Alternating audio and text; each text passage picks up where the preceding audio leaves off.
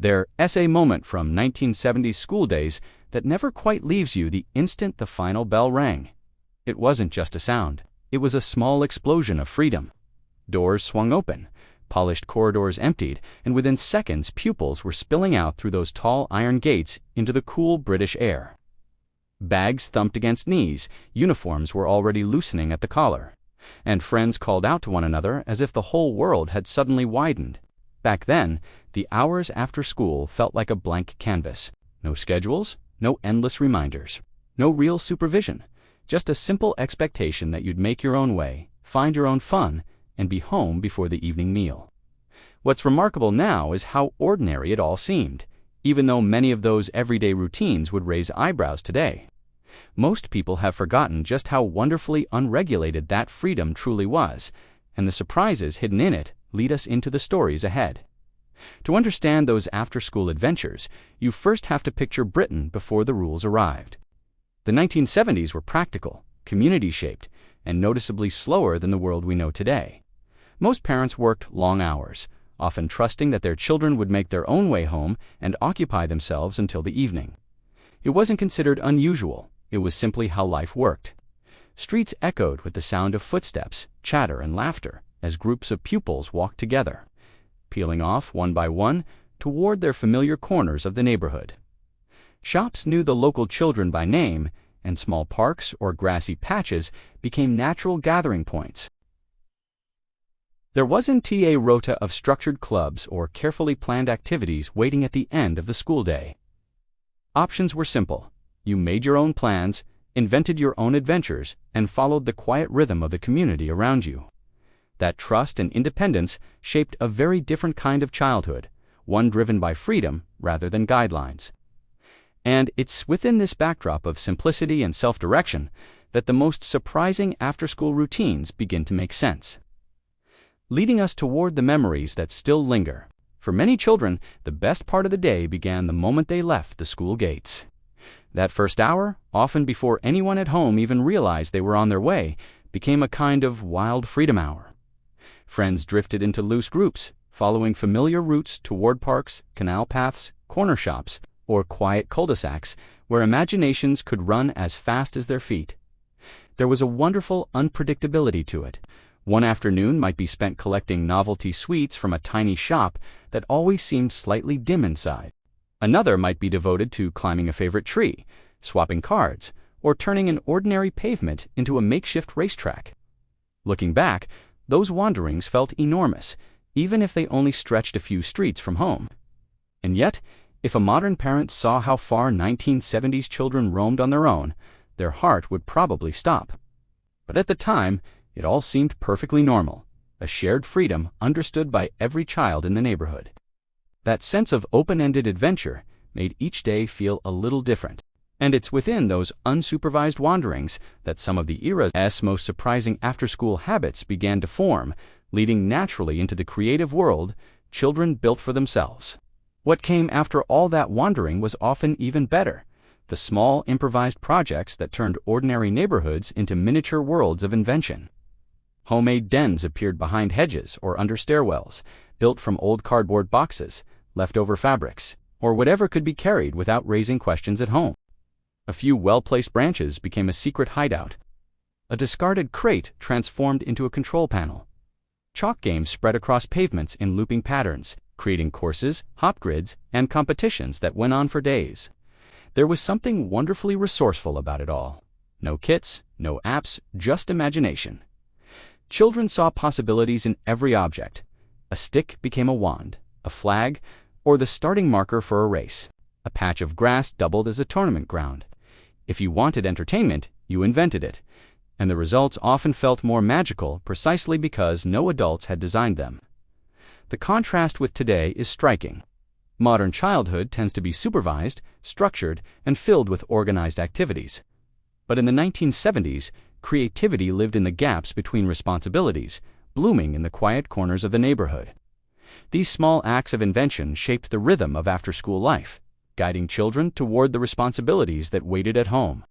Once the excitement of roaming and building faded, many children slipped into a different rhythm entirely: the quiet list of small jobs waiting at home.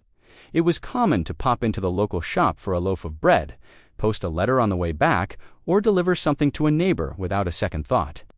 Some children helped younger siblings with homework, while others laid out uniforms for the next day, or gave a hand to grandparents who lived just a few streets away. These weren't dramatic tasks, just ordinary moments of responsibility woven into everyday life. What stands out now is how naturally this independence was given. Parents trusted their children to manage these errands sensibly, and most young people today would be shocked at how much trust 1970s children were given. Each small job quietly built confidence. You learned to plan your route, remember instructions, and return home having completed something useful. There was pride in being relied upon, even in simple ways. And although these chores weren't always exciting, they shaped a generation that grew up knowing how to contribute. With the essentials done, many children still had time before the evening meal time that pulled them back into the social world, waiting beyond the front door. As the afternoon settled into early evening, another world opened up, the social world that lived in youth clubs, church halls, and the open spaces where children naturally gathered. Many communities had a small hall with polished wooden floors, the kind that carried a faint scent of varnish mixed with winter coats, drying on radiators. The echo of footsteps in those long corridors still lingers in memory, matched by the cheerful clatter of table tennis balls or the shuffle of board game pieces as groups clustered around folding tables. Outside, the park became its own lively stage. Safe group games stretched across the grass, while friendly competitions formed without anyone needing to organize them. Some children swapped stories, others showed off new tricks, and a few simply sat together, chatting for what felt like hours. Laughter didn't just fill the air, it bounced around hall walls, drifted across playing fields, and tied whole neighborhoods together. There were unwritten rules, too, who claimed which corner of the hall, which tree was base, and when it was time to head home before the evening meal. These gatherings shaped friendships quietly and naturally. Today, many such unsupervised meetups have faded, replaced by scheduled clubs and digital chats. Yet it was in these simple, unplanned moments that the heart of after-school life truly beat, leading us into the reflections that follow. Looking back, it becomes clear that those after-school hours did far more than simply fill the time between lessons and the evening meal. They quietly shaped a generation. Wandering the neighborhood taught independence, the kind that grows when you retrusted to find your own way and return with stories to tell. Improvised games and makeshift creations sparked a deep sense of creativity, proving that imagination could turn almost anything into an adventure.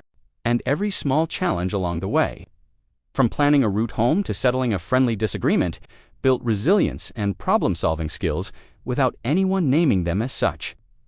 Social confidence grew in those shared spaces. The park bench where you learned to listen, the hall doorway where friendships formed, the grassy corner where laughter settled like a warm blanket. Those simple hours after school between the final bell and the evening meal left a mark deeper than we ever realized. They shaped habits, outlooks, and a quiet sense of capability that carried into adulthood. And it's by understanding these lessons that we begin to see why modern childhood feels so different today, guiding us gently toward the final comparison. When we compare those memories to today, the differences are striking. Childhood has become more supervised, more scheduled, and far more digital. After-school hours are often filled with organized clubs, planned activities, and screens that compete for attention. The open-ended freedom of the 1970s, that gentle expectation to explore, invent, and return home when the light changed, feels almost impossible in a world shaped by reminders, timetables, and constant connection. Yet the stories remain. The independence, the laughter, the simple adventures that needed nothing but time and imagination. It may have been a different time, but those after-school adventures made our childhoods unforgettable. Wait, if you grew up in Old Britain, you'll want to see what I couldn't include in this video. I've posted the deeper story and extra memories on WhatsApp channel. The link is in the description. Join us there.